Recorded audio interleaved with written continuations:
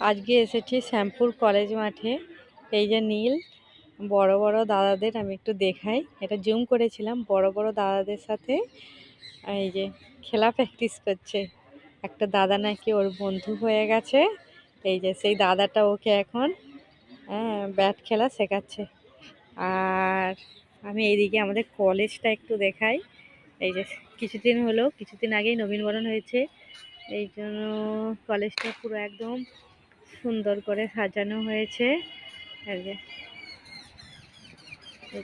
পুরোটাই একদম এই যে আলপনা দেওয়া হয়েছে।